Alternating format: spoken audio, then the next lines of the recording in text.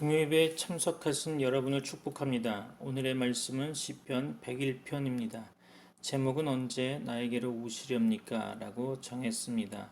오늘의 본문의 말씀 시편 101편 1절로 8절 읽어보려고 합니다. 다 같이 읽어보겠습니다.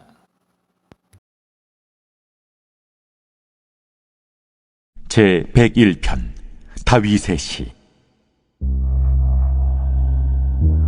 내가 인자와 정의를 노래하겠나이다. 여호와여, 내가 주께 찬양하리이다.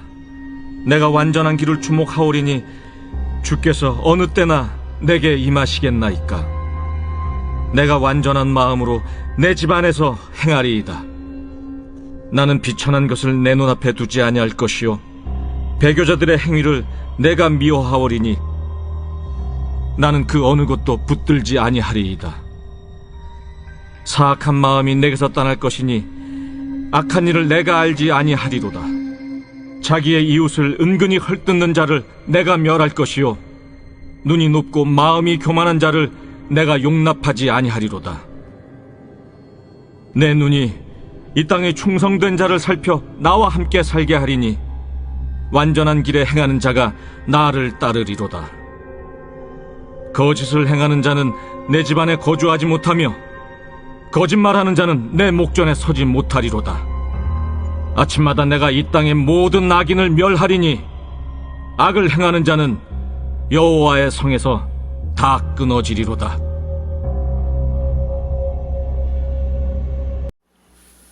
오늘도 여러분에게 하나님의 은혜와 복이 충만하길 소망합니다. 사순절을 보내고 부활주일을 지나면서 성령 강림절을 향해 달려가는 가운데 예수님을 십자가에 못 박게 만든 가룟 유다를 잠시 생각해 보았습니다. 가룟 유다가 왜 이토록 처절하게 자기 스승이라고 하면서 따랐던 예수님을 배반할 수 있었을까? 그가 예수님을 배반한 이유를 생각해 봅니다. 여러분과 제가 함께 생각하면서 우리도 그럴 수 있는 연약성이 있음을 고백하고 좀 더 가벼이 짐을 내려놓고 예수님께로 가까이 나아갔으면 합니다. 첫째로 생각해 볼 것은 유다는 다른 제자들이 모두 북쪽 갈릴리 출신인데 반해 혼자 남쪽 출신이었다는 거죠. 원래 남쪽 사람들은 북쪽에 비해 귀족적 자긍심을 갖고 있었기 때문에 가룟 유다도 그랬을 것입니다. 생각과 이념의 수준도 11 제자보다 월등했다고 판단했을 것입니다. 그에게는 보이지 않는 상대적 우월감도 작용했을 것입니다. 그러나 동시에 나머지 11명의 제자들에 묻혀서 자신의 정체성에 대한 심각한 소외감도 느꼈다고 생각해 봅니다. 생각의 차이, 이념의 차이, 수준의 차이 등이 시간이 갈수록 함께 어울리는 것을 힘들게 했을 것입니다. 이것이 나중에 예수님을 파는 잠정적 동기가 되었을 것입니다. 그러나 가룟 유다는 결정적으로 성격의 문제가 있었다고 생각됩니다. 더불어 살아가는 법칙을 모르고 교만된 생각과 행동을 했을 것입니다. 성경에 보면 다른 제자들이 가룟 유다를 따돌린 흔적이 전혀 없음을 보게 됩니다. 이것은 제자들이 모두 동지의식을 가지고 있었던 것으로 판단됩니다. 분명 거기에는 가룟 유다와 같이 열심당원인 시몬과 작은 야고보도 있었죠. 그러나 그들은 다른 제자들과 함께 더불어 살아가며 변화를 받았던 거죠. 그러나 가룟 유다만큼은 근본적인 교만의 생각이 바뀌지 않았던 것입니다. 또한 큰 야고보나 요한과 같은 부자 출신도 그 제자들 속에 있었습니다. 남쪽 유다 고위 지식층과도 친분이 있었죠. 가룟 유다보다 월등한 사람들이었다고 할 수 있겠습니다. 그러나 이들도 다른 제자들과 더불어 생활하면서 예수님의 충성스러운 제자들이 되었던 거죠. 돈이 많다고 이념이나 수준이 높다고 다른 동료들과 섞이지 못하는 것은 일종의 병이고 컴플렉스죠. 일부 제자들은 가룟 유다보다 훨씬 수준이 높은 사람들인데도 잘 어울렸는데 유독 가룟 유다만 부적응했다는 것은 그가 자신의 소외감을 극복하지 못하는 인격과 신앙의 장애가 있었다는 증거가 아닐까요? 둘째로 살펴볼 것은 유다가 예수님을 민족해방의 정치적 메시아로만 생각했다는 것입니다. 그가 어떻게 예수님의 제자가 되었는지는 성경은 자세히 우리에게 말하지 않습니다. 그래서 우리는 자세히 알 수 없으나 많은 학자들은 열심당원으로 활동을 하다가 예수님을 정치적 메시아로 생각하고 스스로 제자가 되었을 것이라고 이야기합니다. 그리고 3년 6개월 동안 예수님을 지켜보았지만 도저히 그 뜻이 이루어질 수 없음을 알자 자기 선생을 배반했다는 거죠. 그것도 이글거리는 복수심으로 불타올라서 극단적 살인으로 몰고 갔다는 겁니다. 따라서 유다는 예수님의 복음과 자신의 이념의 차이를 극복하지 못한 국수주의자이고 공산당과 같은 철저한 사상주의자라 할 수 있겠죠. 그는 유대인의 편에서 보면 성공한 애국자일지는 모르지만 하나님 나라에서 보면 극단적인 인본주의자며 실패한 배반자라 할 수 있겠죠. 셋째로 살펴보려는 것은 유다는 돈에 대한 사랑이 너무 강했다고 할 수 있다는 거죠. 유다는 예수님의 돈괴를 맡은 제자였다고 성경은 넌지시 이야기합니다. 돈이 나가고 들어오는 것에 늘 관심이 있었다는 거죠. 요한복음 12장에 보면 베다니 마리아가 귀한 옥합을 깨뜨려 자신의 머리털로 예수님의 발을 씻기자 유다는 그것을 팔아 가난한 사람에게 주면 얼마나 좋겠는가 하며 트집을 잡죠. 얼른 듣기에는 그럴듯한 말입니다.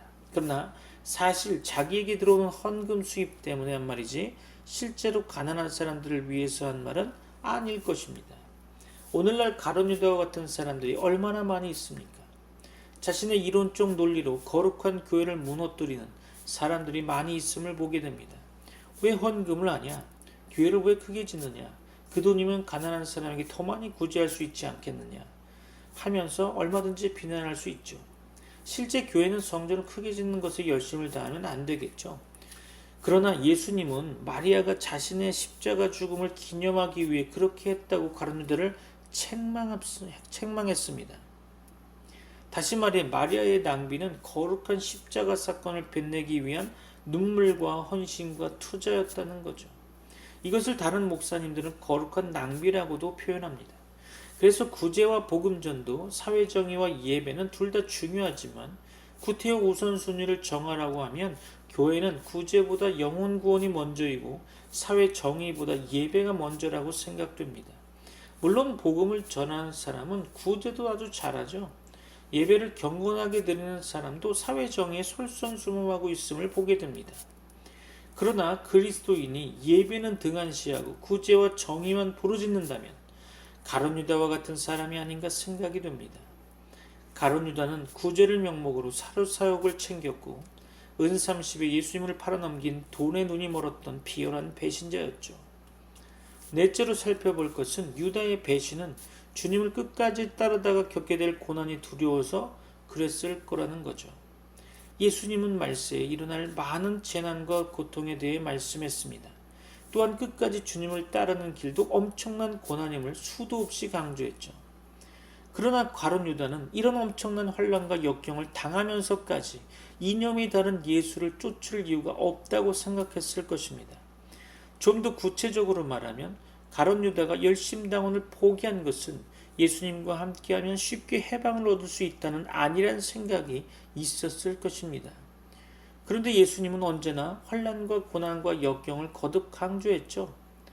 이것은 편안한 길을 택한 그에게 또 다른 두려움으로 다가와서 그를 후회하게 했을 것입니다. 결국 그는 예수님을 배반하는 것이 최고의 선택이라는 결론에 도달하게 되는 거죠. 우리도 가룟 유다와 같은 일들이 얼마나 많이 있습니까? 고난보다는 축복이 좋죠.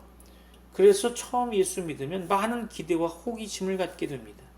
좋은 것, 큰 것을 바라게 되는 거죠. 그러나 시간이 갈수록 예수 믿는 것이 쉽지 않으며 고난의 길임을 인식하게 됩니다. 그때 가룟 유다처럼 교회를 떠나거나 시험에 드는 교회들이 주변에 얼마나 많습니까? 이것은 누구 책임이라고 생각되십니까? 저는 교회와 전도자의 책임이 아닌가 생각됩니다. 기독교는 물질 축복의 장소가 아닙니다. 물질 축복은 부수적으로 따라오는 보너스 축복이지 거기에 목매달면 다가올 고난과 역경을 이길 수 없다는 거죠. 기독교는 고난과 영광의 종교라 합니다. 고난의 길이 없이는 예수님의 제자가 될 수 없다. 이것을 가르쳐야 한다고 배웠습니다. 오히려 물질 축복을 받는 것이 아니라 물질을 드리는 종교라고 말해야 함이 맞는 거겠죠. 그것도 모자라 구원의 은혜가 너무 감격스러워 시간도 몸도 재능도 헌신하는 종교라고 말해야 할 것입니다. 따라서 신앙적 안일과 축복의 강조는 그리스도인들을 가롯유다로 만드는 지름길이라 생각됩니다. 마지막으로 살펴볼 것은 무엇보다도 유다는 사단에게 사로잡혔기 때문에 예수님을 배반했다고 할 수 있겠죠. 요한복음 13장 2절에 결정적인 말씀이 나옵니다. 마귀가 벌써 시몬의 아들 가룟유다의 마음에 예수를 팔려는 생각을 넣었더니 라고 기록하고 있죠. 어떤 책에는 가룟유다가 이미 어렸을 때부터 마귀에 사로잡혔다고까지 말합니다. 어쨌든 유다는 마귀에게 사로잡힌 것만은 틀림이 없죠. 유다가 영적인 약점이 있었기 때문에 사단이 침투한 것이겠죠. 그래서 예수님을 배반했을 것입니다. 우리는 알아야 할 것입니다. 너무 많이 안다고 꼭 좋은 것만은 아닌 거죠. 오히려 어떨 때는 무식하고 단순한 것이 좋을 때도 있습니다. 마귀는 우리의 똑똑한 것을 이용하고 돈 많은 것을 이용할 때가 있죠. 왜냐하면 똑똑한 것은 논리의 함정에 빠져 의심을 낳을 수 있고 돈 많은 것은 끝없는 욕심으로 눈이 어두워져서 하나님의 진리를 못 보게 할 수 있다는 거죠. 그러므로 우리는 항상 영적 경계를 게을리해서는 안 될 것입니다. 유다는 12제자 중에 영적으로 가장 낮은 상태였기 때문에 사단은 그를 쉽게 무너뜨릴 수 있었을 것입니다. 여러분에게 하나님의 은혜가 충만하길 소망합니다. 오늘 본문의 말씀 가운데 원문 번역을 읽어가면서 하나님의 말씀을 상고해 보고자 합니다. 하나님의 은혜가 넘치길 바라며 깨닫는 시간 되시길 소망합니다. 1절로 2절입니다. 주님의 사랑과 정의를 노래하렵니다. 주님께 노래로 찬양드리렵니다. 흠없는 길을 배워 깨달으렵니다. 언제 나에게로 오시렵니까? 나는 내 집에서 흠이 없는 마음으로 살렵니다.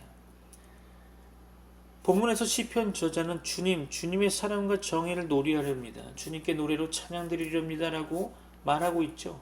사랑과 정의는 하나님의 속성이며 그의 형상으로 지음받은 사람의 도덕성의 내용이기도 합니다. 하나님께서는 그를 경외하며 회개하는 죄인들을 향해 인자하시고 항상 의로우시고 또 그는 공의로 온 세상을 다스리시고 심판하십니다. 하나님의 정의는 의인에게는 기쁨과 위로가 되지만 악인에게는 두려움이 되는 거죠. 우리는 하나님의 사랑과 정의를 찬송하고 또 그 성품을 귀중히 여기고 사모해야 할 것입니다. 시편 저자는 또한 흠없는 길을 배워 깨달으렵니다. 언제 나에게로 오시렵니까? 나는 내 집에서 흠이 없는 마음으로 살렵니다 라고 말하고 있죠. 시편 저자는 개인적으로 흠없는 길을 배워 깨닫겠다고 고백하고 있습니다. 가정적으로도 흠없는 마음으로 살겠다고 말하고 있는 거죠. 우리의 도덕적인 삶은 개인적인 삶 속에서 나타내야 할 것이며 동시에 사회의 가장 기본 단위인 가정에서 실천되는 삶이어야 할 것입니다. 성경은 노아가 의인이요 당세의 완전한 자라고 증거하고 있고요. 창세기 6장 9절을 볼까요? 이것이 노아의 족본이라. 노아는 의인이요 당대의 완전한 자라. 그는 하나님과 동행하였으며. 성경은 또한 욥이 순전하고 정직한 자라고 증거하고 있죠. 욥기 1장 1절입니다. 우스 땅에 욥이라 불리는 사람이 있었는데 그 사람은 온전하고 정직하여 하나님을 경외하며 악에서 떠난 자더라. 도덕적 완전은 우리의 성화의 목표, 곧 우리의 신앙생활의 목표가 되어야 할 것입니다. 우리는 노아처럼 욥처럼 완전한 삶을 살아내야 하는 거죠. 그것이 성도인 것입니다. 시편 저자가 언제 나에게로 오시렵니까? 라고 말하는 것은 하나님과의 교제, 평안과 위로, 능력과 환경적 회복을 얻고자 함일 것입니다. 의인들은 하나님께서 오시기를 사모할 것이지만 죄인들은 그를 만나기를 싫어하거나 두려워해서 피할 것입니다. 하나님께서 오시면 의인들에게는 복을 주실 것이지만 악인들에게는 벌을 내리실 것이기 때문이죠. 그러므로 도덕적 완전을 구하는 삶은 경건한 삶과 함께 가야 할 것입니다. 참된 도덕성은 참된 경건에서 나온다고 할 수 있겠죠. 3절에서 5절 볼까요? 불의한 일은 눈앞에 얼씬도 못하게 하렵니다. 거스르는 행위를 미워하고 그런 일에는 집착하지 않겠습니다. 구부러진 생각을 멀리하고 악한 일에는 함께하지 않겠습니다. 숨어서 이웃을 헐뜯는 자는 침묵하게 만들고 눈이 높고 마음이 오만한 자는 그대로 두지 않으렵니다. 시편 저자는 불의한 일은 눈앞에 얼씬도 못하게 하렵니다. 거스르는 행위를 미워하고 그런 일에는 집착하지 않겠습니다라고 고백하고 있죠. 성도는 도덕적으로 악하고 무가치한 것을 용납하지 말아야 합니다. 또한 하나님의 진리와 바른 신앙을 버린 자들의 행위를 책망하고 미워하며 멀리해야 할 것입니다. 시편자는 또 구부러진 생각을 멀리하고 악한 일에는 함께하지 않겠습니다라고 고백하고 있죠. 구부러진 생각은 건전한 판단력을 가진 마음이 아니고 자기중심적으로 생각하고 또 오해를 잘하는 마음이라고 봅니다. 또 이런 마음에서 악한 일이 나오게 되는 것이라 생각되죠. 성도는 구부러진 생각을 멀리하고 악한 일에 함께하지 말아야 하겠죠. 시편 저자는 또 숨어서 이웃을 헐뜯는 자는 침묵하게 만들고 눈이 높고 마음이 오만한 자는 그대로 두지 않으렵니다 라고 말하고 있죠. 눈이 높고 마음이 오만한 자들은 이웃을 멸시하고 욕하고 비난하죠. 그러나 남의 명예와 존엄성을 훼손시키고 사람들에게 그에 대한 잘못된 선입견을 심어주는 것은 악한 일이겠죠. 성도는 남의 유익을 위해 힘써야 하고 남을 헐뜯는 자가 되어서는 안 되며 또 그런 자를 물리쳐야 할 것입니다. 6절로 8절 말씀 볼까요? 나는 이 땅에서 믿음직한 사람을 눈여겨보았다가 내 곁에 있게 하고 흠이 없이 사는 사람을 찾아서 나를 받들게 하렵니다. 속이는 자는 나의 집에서 살지 못하게 하며 거짓말하는 자는 내 앞에 서지 못하게 하렵니다. 이 땅의 모든 악인들에게 아침마다 입을 다물게 하고 사악한 자들을 모두 주님의 성에서 끊어버리겠습니다. 아멘. 시편 저자는 나는 이 땅에서 믿음직한 사람을 눈여겨보았다가 내 곁에 있게 하고 흠이 없이 사는 사람을 찾아서 나를 받들게 하렵니다 라고 말하고 있죠. 성도는 이 땅에서 믿음직한 사람을 곁에 두어야 합니다. 다니엘이 그의 세 친구 하나냐, 미사엘, 아사랴를 곁에 둔 것처럼 믿음직한 사람을 곁에 두어야 할 것입니다. 저는 이번에 담임 사역을 하면서 생각한 바가 있습니다. 혼자서는 할 수 있는 일에 한계가 있다는 거죠. 그래서 협력 사역을 위해 기도하며 준비하고 있습니다. 처음엔 예배당에 무엇이 필요한가 하면서 모든 장소를 예배의 처소로 생각했지만 말씀을 연구해 가면서 바울과 예수님의 제자들이 전도하러 가는 현장마다 기도처를 찾은 것을 생각해 보게 되었습니다. 진정한 예배처가 준비되어 많은 사람들이 그 안에서 구원의 길을 찾고 그 안에서 진리를 발견하며 다음 세대에도 그 복음이 증거되기 위한 터로 남아 하나님의 나라를 확장해 나가는 것, 그래서 그 터가 전초기지가 되어져서 복음이 확산되는 것, 하나님의 뜻이 아닌가 생각해 봅니다. 아울러 시편 기자는 속이는 자는 나의 집에서 살지 못하게 하며 거짓말하는 자는 내 앞에 서지 못하게 하렵니다 라고 고백하죠. 우리의 가정에서 진리가 선포되어야 합니다. 가정에서부터 신앙은 출발합니다. 하나님의 나라는 가정에서부터 이루어집니다. 하나님이 만드신 가정엔 중요한 비밀이 있습니다. 하나님이 만드신 조직이 두 가지가 있죠. 가정과 교회입니다. 구약은 가정이고 신약은 교회입니다. 가정이 회복되어야 합니다. 가정엔 하나님의 놀라운 비밀이 있습니다. 그래서 사단이 가정을 깨고 있는 거죠. 비밀을 알아차리기 전에 무너뜨리는 거죠. 창세기 1장 27절 28절 볼까요? 하나님이 자기 형상 곧 하나님의 형상대로 사람을 창조하시되 남자와 여자를 창조하시고 하나님이 그들에게 복을 주시며 하나님이 그들에게 이르시되 생육하고 번성하여 땅에 충만하라 땅을 정복하라 바다의 물고기와 하늘의 새와 땅에 움직이는 모든 생물을 다스리라 하시니라. 남자와 여자로 말미암아 만들어진 가정은 엄청난 복을 받았죠. 생육하고 번성하여 땅에 충만하라는 것과 모든 생물을 다스리라는 복을 주셨다는 거죠. 그리고 그 복을 누리기 위해서는 땅을 정복해야 한다고 말씀합니다. 이 의미는 어떤 랍비는 이렇게 얘기하죠. 악한 영인 사단을 정복하라는 의미도 포함된다고 가르칩니다. 악한 영, 사단을 정복하지 않고는 모든 복을 누릴 수 없다는 거죠. 여러분의 가정의 회복이 있기를 소망합니다. 그리고 여러분을 축복합니다. 시편 저자는 마지막으로 이 땅의 모든 악인들에게 아침마다 입을 다물게 하고 사악한 자들을 모두 주님의 성에서 끊어버리겠습니다라고 말하고 있죠. 하나님의 뜻을 거슬러 남에게 해를 끼치는 모든 것이 악인 거죠. 마귀는 악하여 세상과 사람들을 타락시키고 교회를 세속화시켜서 교회를 무너뜨리며 지옥으로 많은 영혼들을 이끌고 갑니다.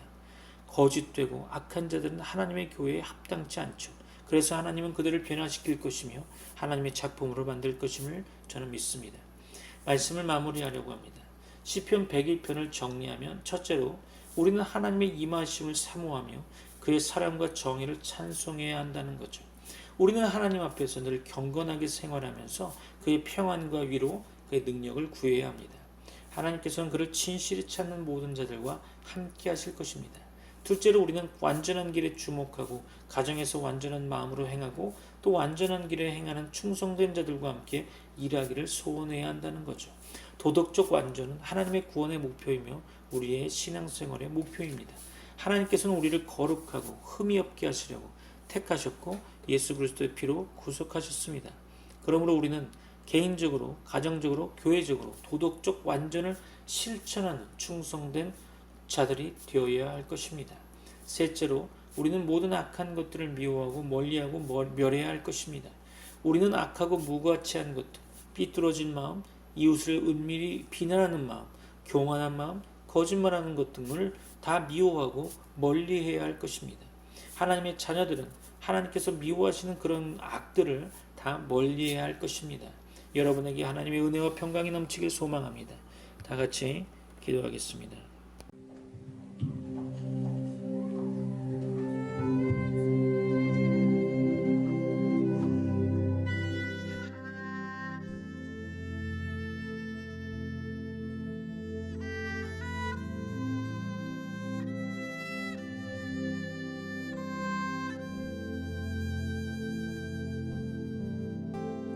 복의 근원 강림하사 찬송하게 하소서. 한량없이 자비하심 증량할 길 없도다. 천사들의 찬송가로 나를 가르치소서. 구속하신 그 사랑을 항상 찬송합니다. 아멘.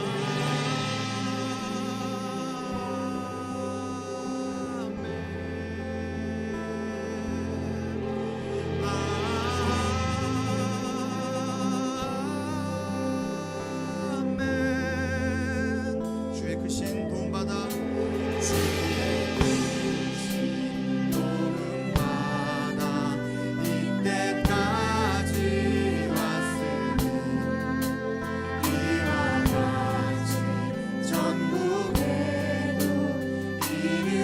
다시 한번 고백합니다. 주의 크신 도움받아 주의 크신 도움받아 이때까지 왔으니 이와 같이 전국에도 이르기를 바라네. 꿈을 떠나 죄에 빠진 우리를 예수 구원하시려고 보혈을 흘려 주의 은혜, 주의 귀한 은혜 받고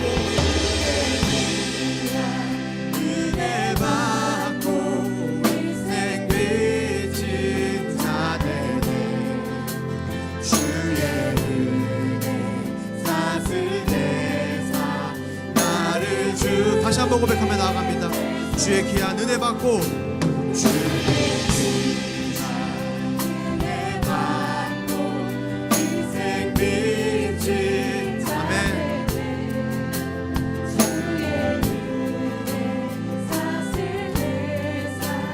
나를 주께 우리 마음은 연약하여